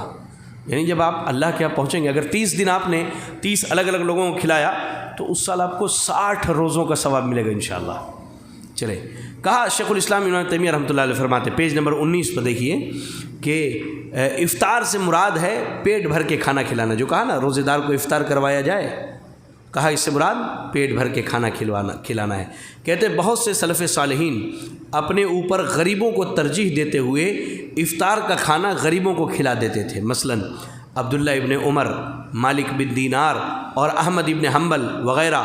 عبداللہ ابن عمر رضی اللہ تعالیٰ عنہ کا تو دستور تھا کہ وہ ہمیشہ یتیموں اور مسکینوں کے ساتھ ہی افطار کرتے تھے۔ اب سوچئے ہمارے سماج میں کتنی ایسی بیوائیں ہیں، کتنے یتیم بچے ہیں جن کے یہاں انتظار ہوتا ہے کہ کوئی کچھ لا کر دے دے تو ہم افطار کر لیں۔ تو کوشش یہ کریں کہ رمضان میں کم از کم ان یتیموں کی اور بیواؤں کی خبر گیری کریں۔ خصوصاً میں اپنے بہنوں سے کہوں کہ بہنیں اس تعلق سے زیادہ واقف ہوتی ہیں۔ آپ افطار بنائیں، جیسے گھر کے لوگوں کا اہتمام کریں ویسے ہی کسی غریب کو بتا دیں کہ وہ روزانہ آ کر کے آپ کے گھر سے افطار لے کر کے چلا جائے، اور مزید اس کی عزت افزائی کرنی ہے تو آپ اپنے گھر کے کسی فرد سے اس کے یہاں افطار بھجوا دیجیے، انشاءاللہ اس میں آپ کے لیے بھی اجر ہے، کھانے والے کے لیے بھی اور کھلانے والے کے لیے بھی۔ چلے رمضان المبارک کے کام، صفحہ نمبر 19 پر دیکھیں رمضان المبارک کے کام کیا ہیں۔ تو کہا سب سے پہلی چیز اپنے آپ کو اور اپنے ماحول کو عبادت کے لیے تیار کرنا۔ جی ہاں، روزانہ کی طرح زندگی گزرے گی تو مسئلہ صحیح نہیں ہو سکتا، بلکہ اپنے آپ کو کیا ہے، عبادت کے لیے تیار کرنا، توبہ و استغفار کی طرف جلدی کرنا، رمضان کے آنے پر خوشی منانا۔ خوشی منانے سے مراد یہ نہیں کہ باہر ڈی جے لگا دیا اور ناچنا شروع کر دیا، اور خوشی منانے سے یہ بھی مراد نہیں کہ بم پٹاخے چھوٹ رہے ہمارے سماج کے اندر، نہیں، خوشی منانے سے دلی طور پہ آدمی کو خوشی ہونی چاہیے کہ رمضان آ رہا ہے، عبادت کا مہینہ آ رہا، اللہ کی عبادت کا موقع مجھے ملنے والا ہے۔ کہا کہ اور پورے ادب کے ساتھ روزے رکھنا، تراویح میں دل جمعی، مکمل دل لگا کر کے تراویح پڑھنا، اور خشوع کا خیال رکھنا، یعنی بالکل اللہ کے لیے جھک کر کے نماز پڑھنا، سستی سے بعد رہنا، خصوصاً آخری 10 دن میں۔ جی ہاں، رمضان میں آخری 10 دنوں میں شب قدر کی تلاش میں لگے رہنا، شب قدر کی تلاش میں چائے کے دکانوں پر نہیں جانا، شب قدر کی تلاش میں بریانی کے ہوٹلوں میں نہیں جانا، شب قدر کی تلاش میں کپڑے کی دکانوں پر نہیں جانا۔ میں سیدھی بات کہتا ہوں، آپ ساری شاپنگ 20 رمضان سے پہلے کر لیجئے، آخری کے 10 دن کم سے کم برباد مت کیجئے۔ ہوتا کیا ہے، ہماری خواتین، ہمارے بھائی آخری کے 10 دنوں میں شاپنگ کے لیے نکلے اور تھک ہار کر کے رات کو 12 بجے گھر پہنچتے ہیں۔ اچھا ٹھیک ہے، جاؤں گا، طبیعت نہیں ہو رہی ہے، گھر پہ ہی پڑھ لیتا ہوں۔ ارے دعا ہی پڑھ دیتے نا، اللہم انک عفو تحب العفو فاعف عنی، یہی کافی ہے۔ اللہ کے نبی نے یہی سکھلایا تھا سیدہ عائشہ کو، یہی کافی ہے۔ نہیں، اس رات عبادت کرنا، اس رات آپ کو یہ بھی معلوم ہوگا نا کہ فرشتے روزانہ ڈیوٹیاں ان کی بدلتی ہے، فجر کے وقت اور عصر کے وقت۔ آپ پوری رات عبادت کر کے فجر کی نماز پڑھتے ہیں، جب فرشتہ اللہ کے پاس جائے گا تو جا کے بتلائے گا فلاں جو ہے آج لیلۃ القدر میں جاگ کر اس نے پوری رات تیری عبادت کی اللہ تعالیٰ۔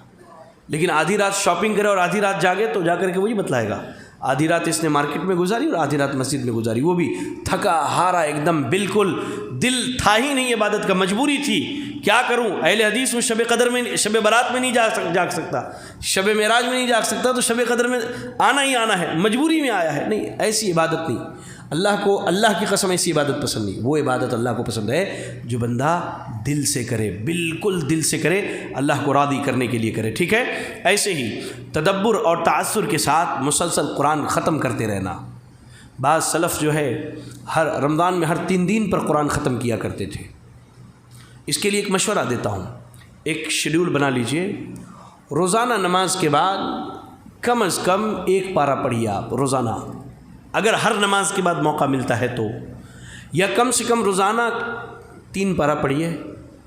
رمضان میں آپ 4 مرتبہ قرآن ختم کر لیں گے۔ 4 مرتبہ کیسے؟ 3 مرتبہ تو آپ پڑھ کے ختم کریں گے، اور 1 مرتبہ تراویح میں حافظ صاحب کے پیچھے سن کر کے ختم کریں گے۔ کم از کم 4 مرتبہ تو ختم کر ہی لیں گے۔ تو اس کے لیے ایک شیڈول بنا لیجئے، ایک روٹین بنا لیجئے۔ ایسے ہی رمضان کا عمرہ حج کے برابر ہے، یا اللہ کے نبی کے ساتھ حج کرنے کے برابر ہے، اور اس ماہ کا صدقہ جو ہے اجر کو دوبالا کر دو۔ اعتکاف جو ہے بالکل تاکید سے کرنا، ہاں اعتکاف، خصوصاً میں نوجوانوں سے کہتا ہوں اللہ کے واسطے اپنی زندگی کے 10 قیمتی دن جو ہے وہ اللہ کے لیے نکالو کبھی۔ ہم نے اپنے شہروں میں تو ماحول نہیں دیکھا، آپ یقین جانیں ہمارے پاس حیدرآباد میں مسجد عباد الرحمن ہے، کم سے کم 70 سے 80 لوگ اعتکاف میں بیٹھتے ہیں، اور خواتین بھی بیٹھتی ہیں، لیکن خواتین کے لیے کچھ شرائط ہے، جیسے کوئی بوڑھی خاتون بیٹھنا چاہے تو کوئی حرج کی بات نہیں، لیکن اگر نوجوان کوئی جواں بہن بیٹھنا چاہے تو اس کے لیے شرط ہے کہ اپنے ساتھ گھر کی کسی بوڑھی عورت کو لے کر کے آئے۔ موبائل فون ناٹ الاؤڈ کسی کے لیے، نہ بچوں کے لیے نہ بچیوں کے لیے، اپنے گھروں پر رکھ کر کے آئیے۔ آپ 10 دن اللہ کے لیے، اللہ کے ہو جائیے آپ 10 دن، خوب اللہ کی عبادت کیجیے۔ بہرحال تو یہ کام کرنے کے ہیں۔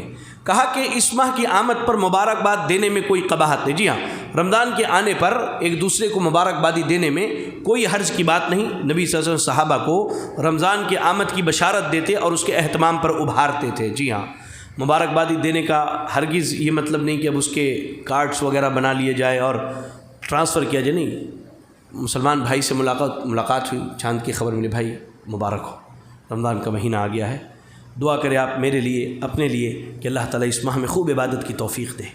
اس طرح کی باتیں جو ہیں ہم کہہ سکتے ہیں، انشاءاللہ اس میں کوئی حرج کی بات نہیں. جب رمضان کا مہینہ آتا تو اللہ کے نبی صلی اللہ علیہ وسلم ممبر پر چڑھ کے کہتے آتاکم رمضان شہر مبارک، لوگوں تمہارے پاس رمضان آیا ہے، یہ بڑا مبارک مہینہ ہے. چلے اب اس کے بعد ہے روزے کے احکام. پیج نمبر 21 پر کہا کہ بعض روزوں میں تسلسل ضروری ہے. یعنی دیکھیں، روزے جو ہم رکھتے ہیں نا وہ کئی طرح کے ہیں. ان میں ایک روزہ وہ جو بالکل کنٹینیوسلی رکھنا ہے، ہمیں مسلسل رکھنے کا ہے، اس میں چھوڑنے کا نہیں ہے.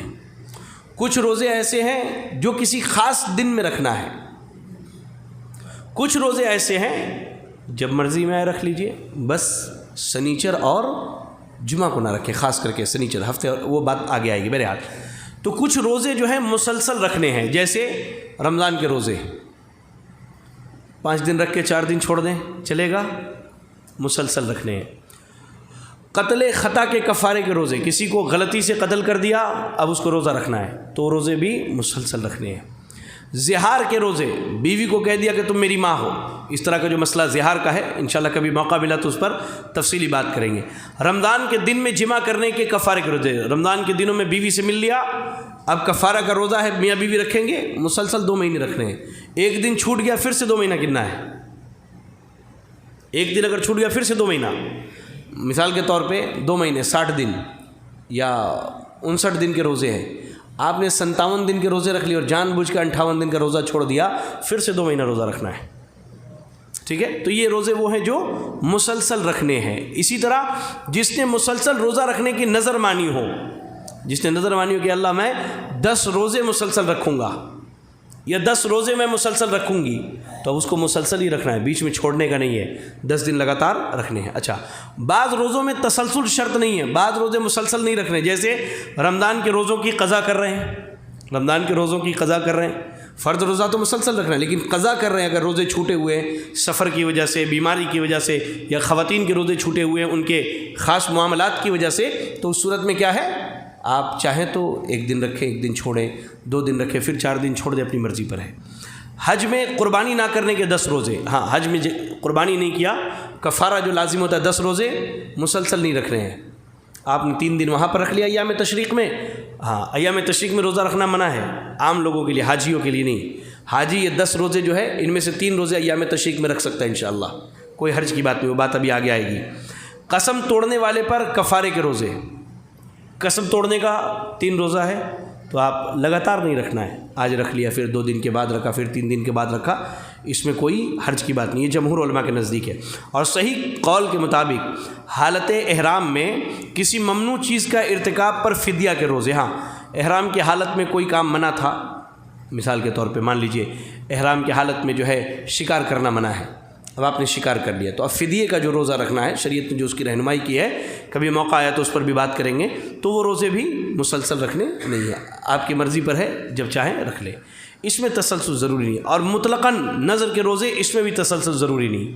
ایک آدمی نے کہا کہ 10 روزے مسلسل رکھوں گا، تب وہ مسلسل رکھے. ایک نے نیت کر لی، اے اللہ میں ایگزام میں پاس ہو گیا تو میں تیرے لیے 5 روزے رکھوں گا، اب اس کو مسلسل نہیں رکھنا ہے، اس کو اس کی مرضی پر ہے، جب چاہے رکھ لے، جب چاہے چھوڑے، پھر رکھے پھر چھوڑے، 5 رکھنے ہیں جیسے چاہے رکھے. اچھا، نفل روزے جو ہیں فرض روزوں کی کمی کی تلافی کرتے. جی ہاں، فرض روزے جو ہمارے اوپر رمضان کے ہیں، ان میں اگر کچھ کمی بیشی ہو جائے تو ہم جو نفل روزے رکھتے ہیں، قیامت کے دن اللہ تعالیٰ ان نفل روزوں کے ذریعہ ان فرض روزوں کی کمی بیشی کو پوری کر دے گا. جیسا کہ عاشورہ، یوم عرفہ، ایام بیض، ہر مہینہ 13، 14 اور 15 تاریخ کے روزے، ایسے ہی سوموار کا روزہ، جمعرات کا روزہ، شوال کے 6 روزے، ماہ محرم اور ماہ شعبان میں کثرت سے روزے رکھنا، خالی 15 شعبان کو نہیں، ماہ محرم میں اور ماہ شعبان کے کثرت سے روزے رکھنا۔ تو یہ جو نفلی روزے ہیں، فرض روزوں میں اگر کمی ہو جائے تو اس کو پورا کر دیتے ہیں۔ تو کوشش کرنی چاہیے، خاص کر کے میں مشورہ دیتا ہوں کہ سردی کے دنوں میں، گرمی میں دقت ہے مان لیتے ہیں، سردی کے دنوں میں کوشش یہ کرنی چاہیے کہ کثرت سے روزہ رکھیں، نفلی روزوں کا خوب اہتمام کریں۔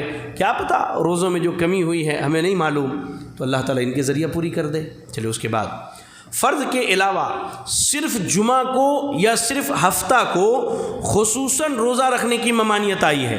جی ہاں، خاص کر کے اب مثال کے طور پہ مہینے کے 13، 14 اور 15 کو روزہ رکھنا ہے، تو 13 تاریخ جمعہ ہے، 14 تاریخ سنیچر ہے اور 15 تاریخ اتوار ہے، تو اس صورت میں رکھ سکتے ہیں۔ کیوں؟ سبب ہے، 13 تاریخ جمعہ کو ہے، 14 تاریخ سنیچر کو ہے، لیکن آپ نے نظر مانی ہے کہ مجھے روزہ رکھنا ہے، یا ایسے ہی روزہ رکھنا چاہتے ہیں، تو صرف جمعہ کے دن خاص کر کے روزہ نہیں رکھیں گے، یا سنیچر کے دن خاص کر کے روزہ نہیں رکھیں گے، شریعت نے اس سے منع کیا ہے۔ چلے اس کے علاوہ سارا زمانہ روزہ رکھنا، یعنی میں پورے سال روزہ رکھوں گا۔ وہ 3 لوگ آئے تھے نا اللہ کے نبی صلی اللہ علیہ وسلم کی حالت پوچھ رہے، اس میں سے ایک نے کیا کہا؟ صحابی نے اصوم الدہر، میں پورے سال روزہ رکھوں گا۔ اللہ کے نبی نے کہا نہیں، ایسا نہیں کر سکتے۔ صوم وصال سے منع کیا گیا ہے۔ صوم وصال اللہ کے نبی کی خاصیت تھی۔ صوم وصال کیا ہے؟ وصال یعنی بغیر افطار کیے 2 یا اس سے زیادہ دنوں تک روزہ رکھنا عام آدمی کے لیے منع ہے، اللہ کے نبی کے لیے منع نہیں تھا۔ آپ صلی اللہ علیہ وسلم کبھی کبھی 2 دن افطار نہیں کرتے تھے، مسلسل روزہ رکھا کرتے تھے، لیکن ہمارے لیے منع ہے، ہمارے لیے افطار شرط ہے۔ یعنی داؤد علیہ السلام کی طرح روزہ رکھنے کی بھی فضیلت آئی ہے، ایک دن روزہ رکھنا، ایک دن چھوڑ دینا، ایک دن رکھنا، ایک دن چھوڑ دینا۔ لیکن جہاں صوم وصال کی بات ہے تو ہم مسلسل 2 دن روزہ نہیں رکھ سکتے بغیر کچھ کھائے پیے، یہ اللہ کے نبی صلی اللہ علیہ وسلم کی خاصیت ہے، آپ نے رکھا ہے، امت کو اس سے منع کیا۔ ہمارے لیے کیا ہے؟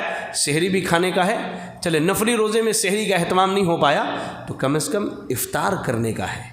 کیا ہے؟ ایک قطرہ، ایک گھونٹ پانی ہی کیوں نہ ہو، ایک عدد کھجور ہی کیوں نہ ہو، افطار ہمیں کرنا ہے۔ ایسے ہی عیدین اور ایام تشریق یعنی 11، 12 اور 13 ذی الحجہ کو روزہ نہیں رکھنا ہے۔ عیدین، عید الفطر اور عید الاضحیٰ، یہ 2 دن، اور ایام تشریق کے 3 دن 11، 12 اور 13، یہ 5 دن ہو گئے، اور جمعہ اور ہفتہ 5، 2، 7 دن، ان 7 دنوں میں روزہ رکھنا حرام ہے۔ ہاں اللہ یہ کہ جمعہ کا دن، اب عرفہ کا دن 9 تاریخ جمعہ کو پڑ جائے، کیا کریں گے؟ کیا کریں گے؟ روزہ رکھیں گے، اس لیے کہ سبب ہے نا، رکھنے کی وجہ ہے، خالی جمعہ کو نہیں رکھ رہے، ایک وجہ سے ہم رکھ رہے ہیں، ایک سبب سے رکھ رہے ہیں۔ چلے کہا یہ دن کھانے پینے کے اور اللہ کے ذکر کے دن ہیں، جس شخص کے پاس قربانی کا جانور نہ ہو تو منی میں ان دنوں میں بھی روزہ رکھ سکتا ہے، تو اس کو 10 روزے رکھنے ہیں، تو وہ کیسے رکھے گا؟ وہ اس طور پر رکھے گا کہ 3 دن 11، 12 اور 13 ایام تشریق میں رکھ لے گا، اور 7 دن جو ہے حج کے بعد رکھ لے گا وہ۔ چلے مہینہ کے شروع ہونے کا ثبوت، جی ہاں یہ مسئلہ ہمارے یہاں بڑا اختلافی ہے۔ اس میں اختلاف یہ ہوا کہ بھائی میں ایک مرتبہ بنگلور گیا، اب ہم بچپن سے ایک چیز پڑھتے آ رہے ہیں، وہی ہمارا عمل ہے۔ ایک صاحب مجھے اپنے گھر لے کر کے گئے، کہا کہ شیخ بنگلور میں 3 جماعتیں ہو گئے کتے۔ میں بولا 3 جماعتیں ہو گئی کیسے بھائی؟ کہا ایک جو ہے لوکل ہے، دوسرے سعودی والے ہیں، اور تیسرے انٹرنیشنل ہیں۔ میں کہا کس مسئلے میں؟ کہا چاند کے مسئلے میں، ایک لوکل کا اعتبار کرتے ہیں، دوسرے سعودی عرب کا اعتبار کرتے ہیں، تیسرے جو ہے انٹرنیشنل کے اعتبار سے روزہ رکھتے ہیں۔ میں کہا حیرت کی بات ہے، یہ بڑا اختلافی مسئلہ لوگوں نے بنا دیا، حالانکہ سلف میں سمجھتا ہوں اس بارے میں اتنا اختلاف اور اتنی بحث نہیں تھی۔ ان کا مسئلہ تھا وہ حدیث کے ظاہری مفہوم کو لیتے تھے۔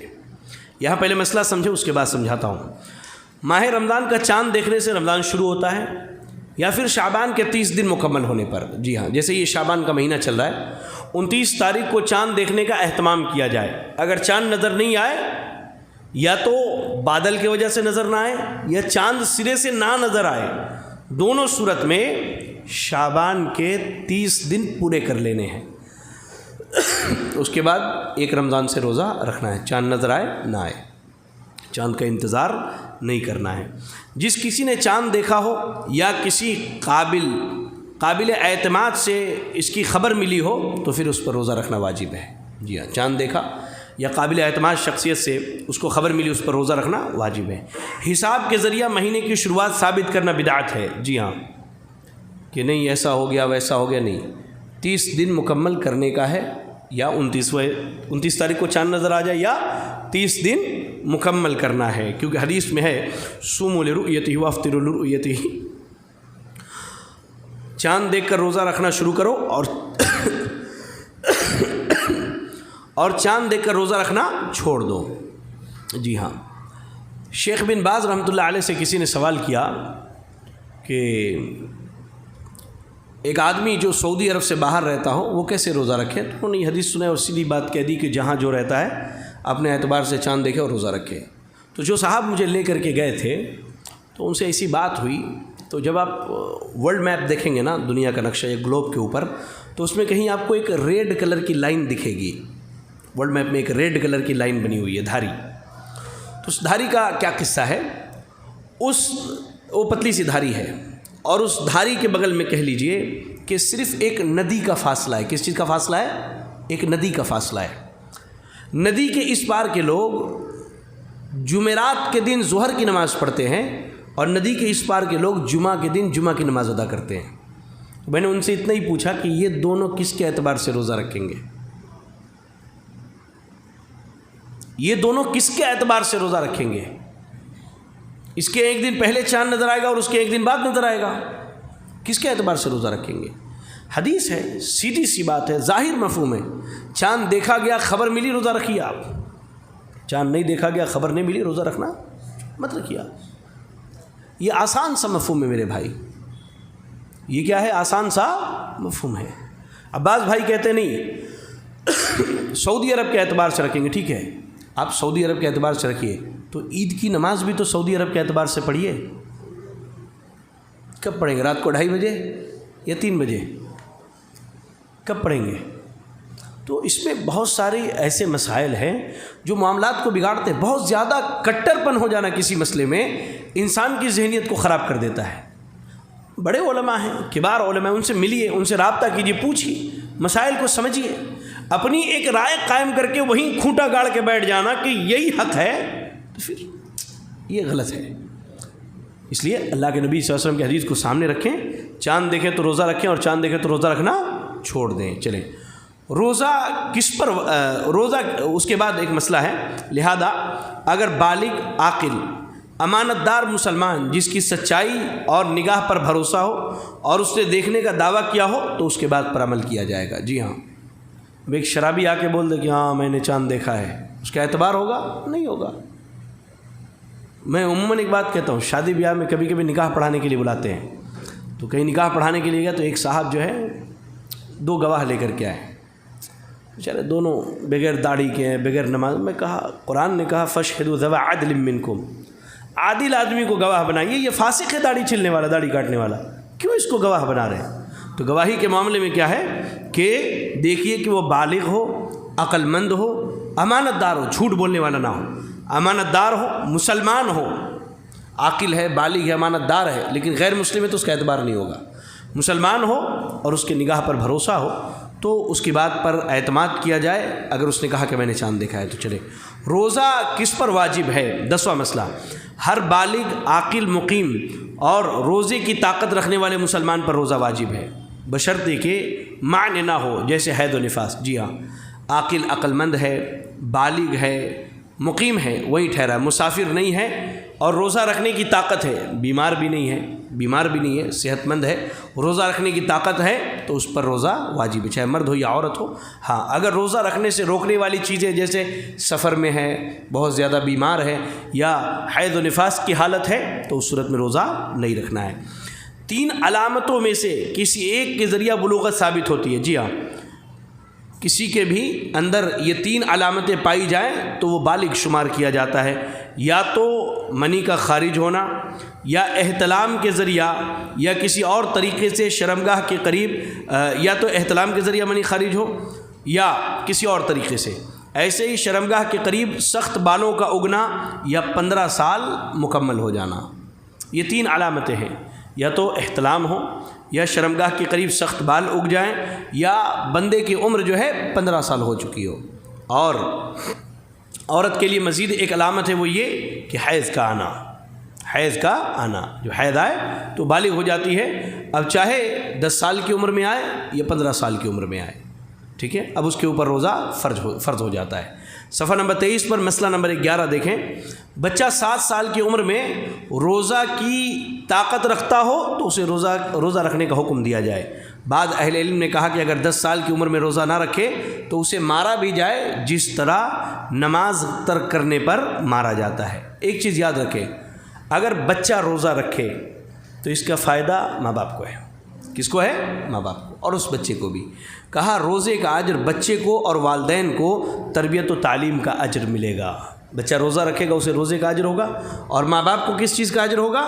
اپنے بچے کو روزے کی تربیت دے رہے ہیں، روزے کی تعلیم دے رہے ہیں تو اس پر اجر ہوگا۔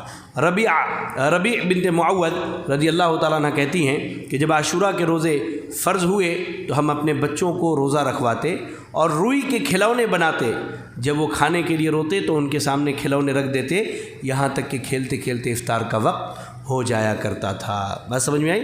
ہاں، بعض لوگ کیا کہتے ہیں کہ نہیں ابھی بچہ ہے، بڑی محبت ہے، بچہ ہے، اس کے بعد یہ بچہ بڑا ہونے کے بعد اس کو طاقت نہیں ہوتی روزہ رکھنے کی، کمزور ہو جاتا ہے، اسے معلوم ہی نہیں روزہ کیا ہے۔ ہم نے کتنے لوگوں کو ایسا دیکھا، کیا ہے 30 سال 35 سال 40 سال عمر ہو گئی، روزہ نہیں رکھتے، کیوں؟